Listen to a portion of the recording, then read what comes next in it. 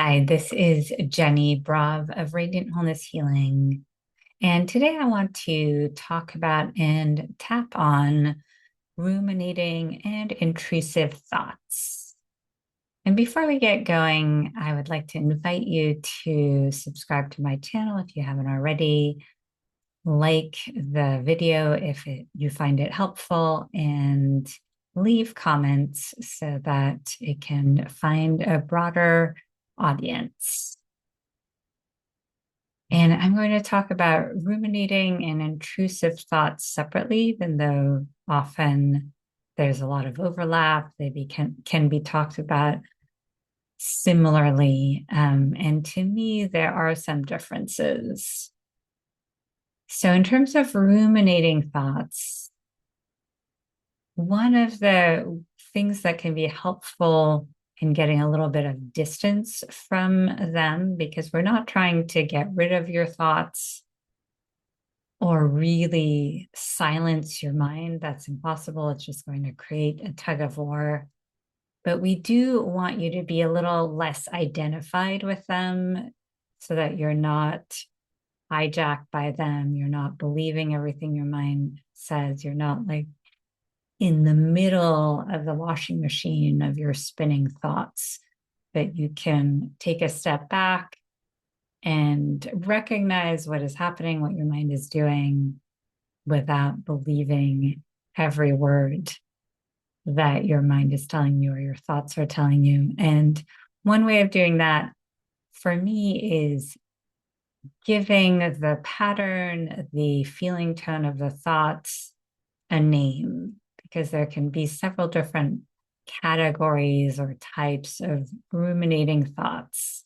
And being able to say, oh, hi, planner, hi, danger scanner, can be helpful to bring a little lightness and again to create some of that separation, that differentiation between you and your thoughts.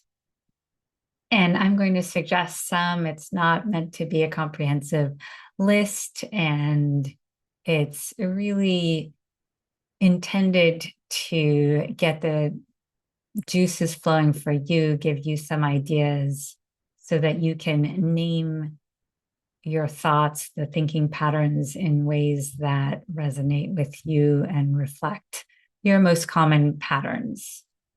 So, one of them that I think is very common for us, especially in our culture, Western culture, or aspects of Western culture, is the planner, the part of us that is constantly going over everything we need to do, to-do lists. We might be exercising, in conversation with someone, and often there's a part of our mind that is going through everything that we're going to be doing that day, or remembering things. Oh yeah, we're meant to do this, or our shopping list, cooking.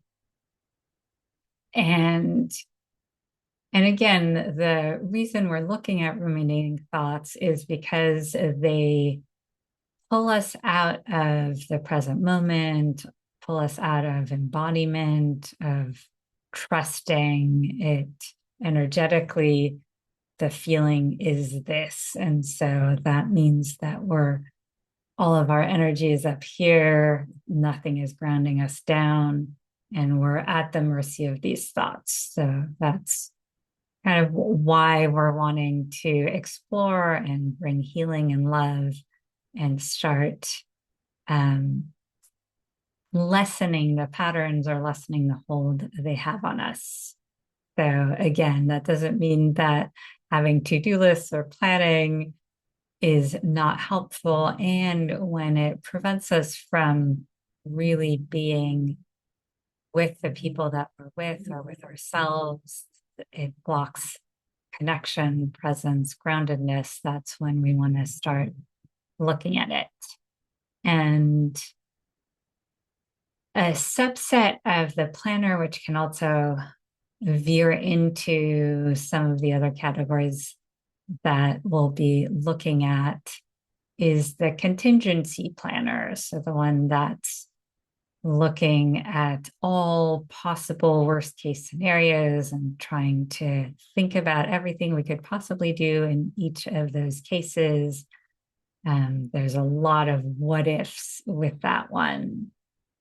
Well, what if this happens? And what if that happens? And the intention with both the planner and the contingency planner is both safety, making sure that we know what to do, making sure that if we're caught unawares, that we won't freeze, or that's the intention. Often, really, if we're spending a lot of time spinning and in the what ifs, when something actually does happen, we're more likely to freeze because the mind and the what if thinking has destabilized us, has disconnected us from our ground and the parts of us that are in the inner knowing. So the intentions are often the opposite of what these coping strategies actually do for us.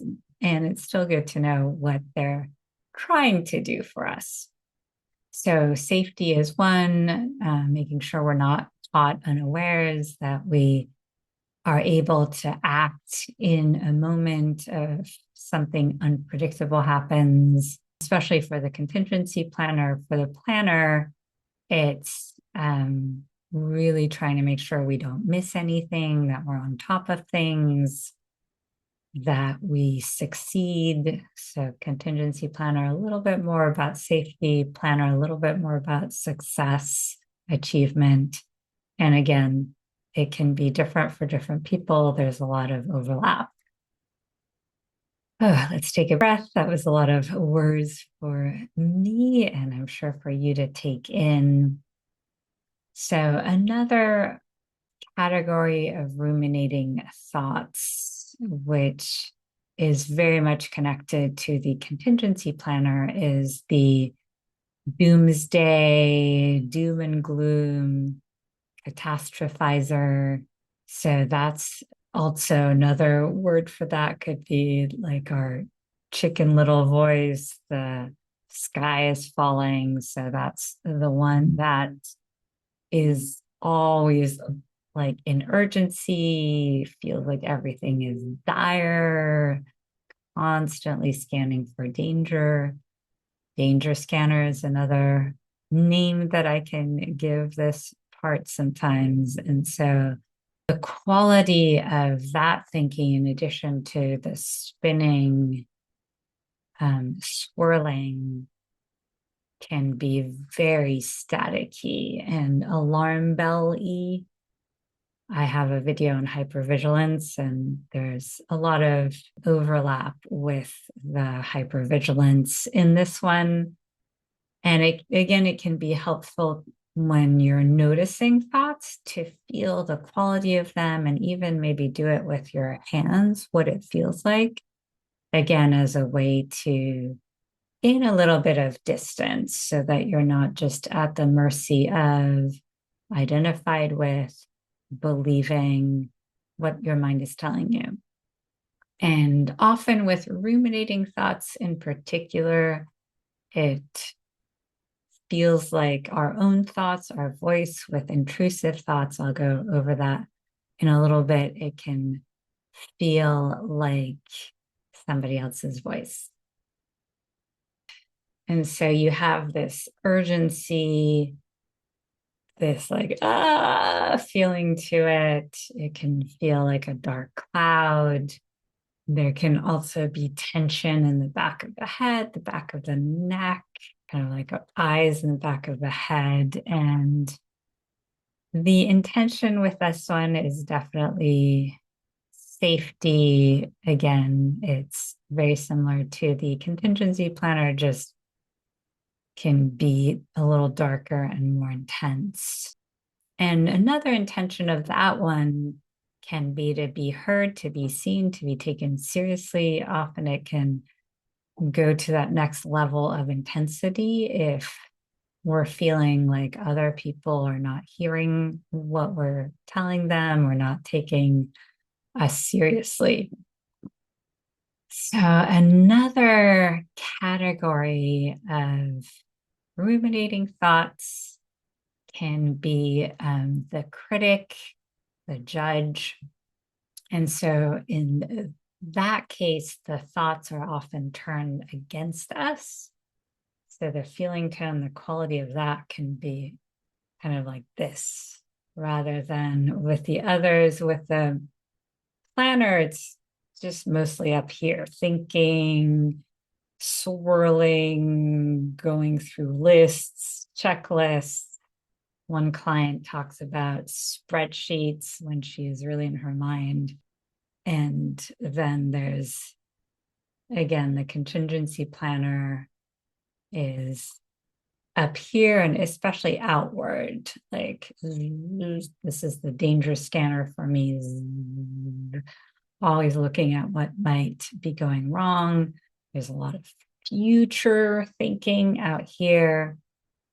The critic, judge, very much pointed towards us. So it's like we're constantly slinging things at ourselves. We're micromanaging and micro tracking everything we've done, we've said. It's often focused on the past, things that we've already done, scanning everything we did wrong, could have done differently, could have said differently, judging ourselves. Sometimes the critic and the judge can be also geared outward. And you can see if you have a tendency for one or the other. In this case, we're really looking at the inner critic, the inner judge. And again, they're basically two sides of the same coin.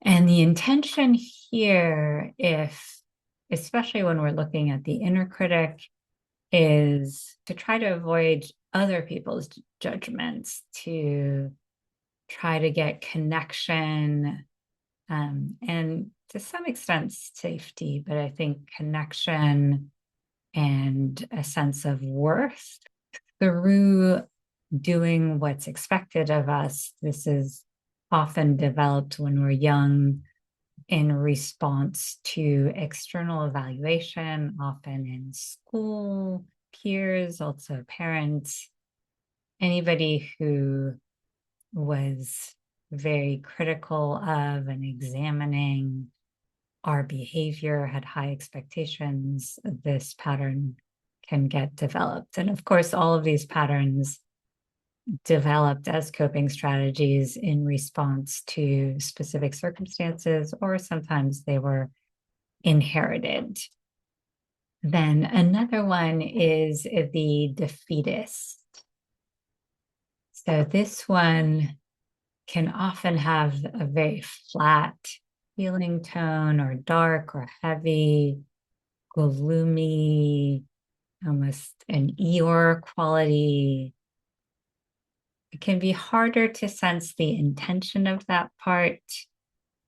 For me, it's often more a reflection or a result of being disconnected from ourselves. It can also be a result of being in the hyper arousal for so long that at some point we just max out, we're burnt out, we go into the hypo arousal. And in terms of the thoughts that go with it, often they can take the tone of, I can't, it's too much, there's overwhelm. Or this one can be a little more silent in the thinking category, but there's still thoughts or stories attached to it. Another category of ruminating thoughts can be the justifier. So it's almost the opposite of the inner critic. This one, the intention is to defend you, to find excuses, to avoid blame, to make up for something that might not have been completely aligned in your actions or in your words. And so this part can spend a lot of time going over things and finding explanations for them. Another one is the curmudgeon. So this one might just be angry about everything and constantly tracking what you do, what others are doing, the world for what is wrong. And it's very much in the right, wrong category. I think the intention of this one is often justice, although again, the intentions often backfire, or the means to meet the intention often backfire. I'm sure there are other categories of ruminating thoughts, but that's a good list to start with. And I invite you to feel into which ones your mind prefers, favors, and if there are names that you would give your mind's favorite ruminating thoughts or types of ruminating thoughts. Now let's look at intrusive or obsessive thoughts, which I won't go in as much detail about as I did with the ruminating thoughts. And one of the main differences, at least for me, between the two is with ruminating thoughts, they can feel familiar. It usually feels like it's our own voice.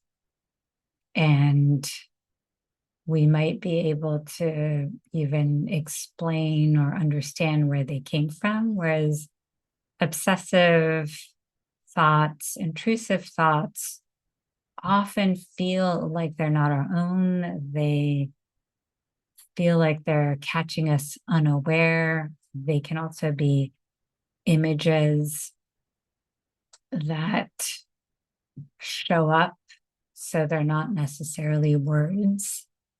And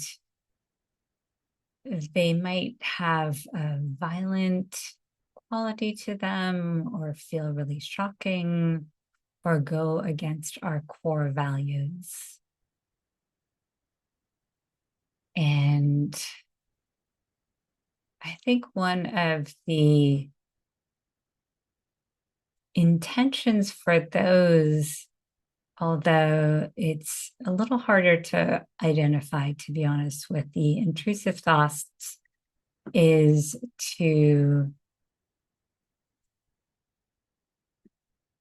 keep us on track, is to help us back to our values by showing us scary possibilities. And when we're in the middle of them, again, they have that shock value, so it can feel very disorienting, which is why in all cases, being able to take a step back, to disidentify, to not be so scared, can be helpful, because otherwise our main ways of dealing with the thoughts are either one, we try to distract, avoid them, not think about it, which can help temporarily, but eventually they catch up with us. Two, we believe the thoughts to be true. We let the thoughts be in the driver's seat, especially in the case of some of the ruminating categories we were going over earlier. And then we don't have access to our higher selves, to deeper knowing. And so we're just in this reactive place, which makes us feel more like a victim or powerless. And then the third way we can respond to the thoughts, and again, these are ways that are not in alignment or helpful, is to fight or resist them, which just creates that tug of war. And then often we feel trapped or stuck between the warring parts. And the truth is, whether we ignore the thoughts, distract from them, believe them to be true, put them in the driver's seat, or we fight and resist them, we're still giving them a lot of power. And so the best way to not give them power and to unhook from them, in addition to strategies that I'll be listing below to unhook from negative thoughts, is to just thank them for doing their best, for working so hard for you, for trying to keep you safe, keep you in connection. You can name whatever intention you believe they have and really thank them for that. Like, oh, yeah, I have that intention for myself too.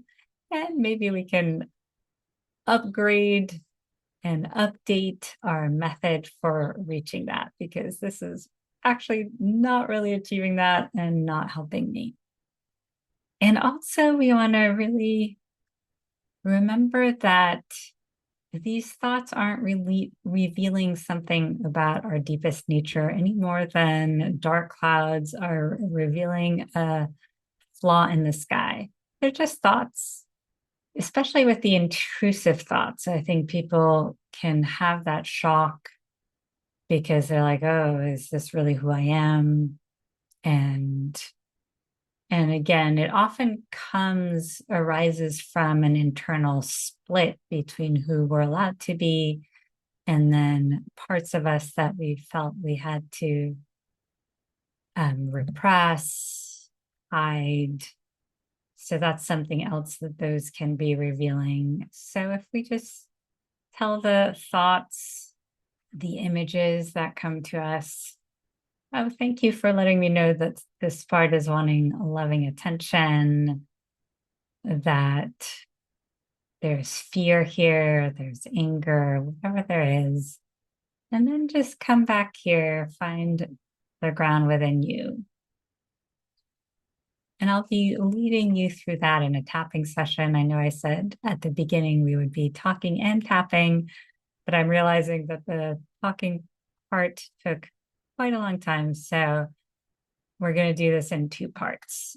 And stay tuned for the tapping, guided meditation, clearing video that should be coming up in about a week if you're watching this in real time. Otherwise, you can look for it and do part 2 right away.